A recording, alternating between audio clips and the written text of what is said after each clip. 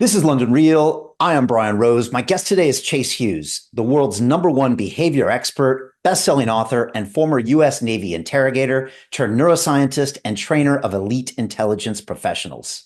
You served 20 years in the military and have since built a global reputation as the go-to authority on behavioral profiling, nonverbal communication, and ethical influence. Your methods are used by U.S. Special Forces, law enforcement agencies, and business leaders worldwide. You're the author of the Ellipsis Manual, the Behavioral Ops Manual, and the upcoming book, Exit, a guide to reclaiming mental autonomy in a world of manipulation and media control. Chase, welcome to London Real. Thank you, sir. Glad to be here. Look, it's great to have you here. I wanted to ask you right off, we got an education in media and manipulation back in 2020. When we were minding our own business. It was actually April 6, 2020, and we had the second largest YouTube live stream in the world. And based on our calculations, it would have gone on to be the most watched podcast of all time. It would have been a beat Elon Musk, Joe Rogan Smoking Weed, which I think was around 10 million. And based on our live numbers and where we were on our previous, we thought that would get to 20. And 30 minutes later, it was deleted and banned from YouTube.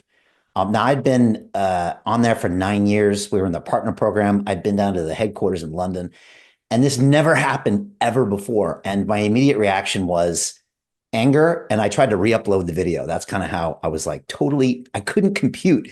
And that started our, years-long battle for free speech. Soon after that, pretty much all the tech platforms dinged us. We were on the front page of the BBC, which actually put pressure on YouTube to pull us down. And I got an education in the censorship apparatus and also in media manipulation, which is what you talk about. And so maybe my first question, Chase, is do you think that the world learned a lesson about how the media manipulates them through that whole crisis? Or do you think that the more we think we're immune to it, the more susceptible we are? Yes to both. If I can break this down. Yeah. What I think happened is during this process, I don't think we learned a lesson per se. I personally wouldn't characterize it that way, but I think you're right in saying that something shifted for sure. And what I think happened is we had information weaponization, information control. The dude who invented mRNA was banned from social media for talking about the vaccine that he like Dr. Malone. Yes. Yeah. So we had so much stuff like that going on in such a tiny amount of time that it was like a Psyops campaign, but they moved a little too fast to where like everyone kind of woke up to it. So what happened is we developed a rapid and contagious mistrust of authority, or of what we perceive or call authority. So it made a lot of people start seeing things and looking for things that they normally wouldn't. And I think it kind of just woke some people up and said, wow, this is really bizarre. It's very unusual. And I think when I teach influence and persuasion, it kind of goes back to this in that a person, if I go to Best Buy and I buy a new Windows laptop, and I think what is it in London? It's Carphone Warehouse or like one of those electronics stores. Yeah, Argos is the thing, I think. Yeah, it's yeah. The stores, yeah.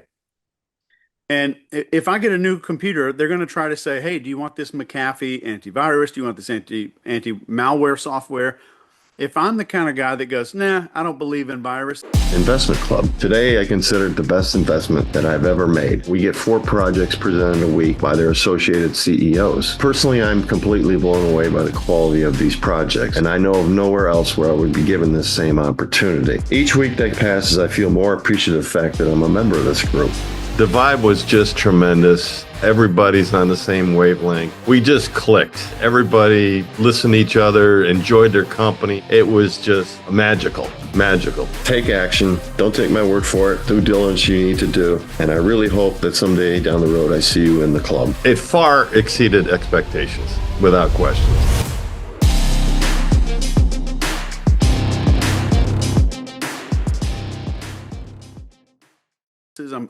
I stay away from those. I'm immune to that. I am more susceptible. I become more susceptible because I view I'm immune. So it almost kind of inoculated a lot of people because we had this realization that, oh, up until this point X, whenever it was for you who's watching, I was bought in and I thought they had my best interests in mind. They were putting me first. My health was first. And up until point X, I was vulnerable. But then we kind of downloaded this mistrust, which is what an anti-malware program is. And I think that that level of mistrust, not that it's paranoia, it's just that I trust it less, a little bit less. I think that became a little bit of a wake up call slash antivirus for everybody. Okay. Interesting. And how much does the fear factor play into it? Because obviously that was everyone was scared. Some would argue that was used as a tool. I still remember the numbers that would show up on the newspapers and on the websites, and that they would just almost paralyze you with the numbers of cases and deaths and all these things. And as you dial up the fear, it seems like you dial down the awareness and the intelligence. How does that work? Also in the work that you do. Yeah, so let's talk about fear specifically.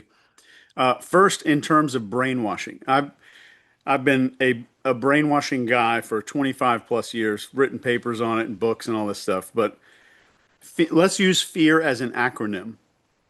And if you think of the word fear, that spells out the 4 steps of perfect brainwashing itself. And so the first one is F, and that stands for focus. So the first thing we have to do is capture the focus. And what we're talking about here is the mammalian part of our brain, this lower little animal thing that lives down in here that makes most of our decisions. I need to capture that focus. And the number one way to do that is to subvert expectations and prevent you from predicting your future. So it's like if you think of Caesar Milan, how does the dog whisperer come in like some He celebrity? shocks them. He sticks them in the like yeah. he makes a little sound, right? Right. So like some celebrity's got this little asshole dog that's biting everybody, and Caesar Milan's got to come in. First thing he does is massively change that dog's environment. So it establishes a massive amount of focus. So anything novel or unexpected generates focus. So the next element in brainwashing is emotion.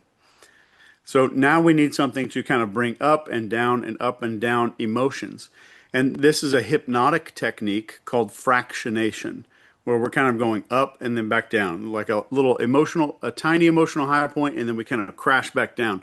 These numbers are looking better. There's people getting on ventilators. Oh crap, the ventilators might be doing a whole lot of bad stuff. So we had this roller coaster that happened. So we had we couldn't predict our future. Something unexpected happened. Emotional, crazy stuff going on where we also prevents us from looking into the future. Then we get to the A in fear, and this is agitation. And this is changing the environment and changing habits in a new way. So think Caesar Milan. We're going to randomly change all these things that you thought you could expect all the time. You're going to get locked in your house. You're going to do X. You're going to wear a mask. You're going to, whatever it was. So it's focus, emotion, agitation. If I can disrupt the environment, then I create a raw, fresh area for the brain.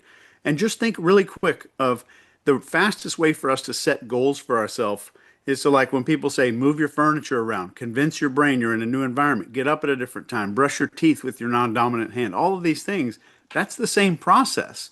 We're just manipulating the brain in a negative instead of the positive. So focus, emotion, agitation, and what's the final thing there? That's the R in fear, and that's repetition. And then we start again. Something novel happens, something emotional happens, we get agitated, the environment's disrupted, and then it repeats again. So repetition is the core principle of brainwashing. Without that R at the end, we don't have brainwashing, we just have persuasion. Hey, I know investing in crypto is scary. It takes a real leap of faith because there are so many scams, rug pulls, and bad actors out there. It's a dangerous business, which is why 95% of people lose all their money. Well, that's why I created the London Real Investment Club, so you can access the hottest deals on the planet and use the crypto bull market to create the generational wealth that you deserve. Join my team of over 100 people from around the world that are making millions of dollars behind the scenes investing in blockchain, AI, Web3 games, DeFi, Bitcoin, and more. Don't miss out. Click the link below to book a call with one of my team now. But hurry, this bull market will end soon. I know investing in crypto can be scary. That's why you gotta join the investment club. Pull the trigger. Let's do this.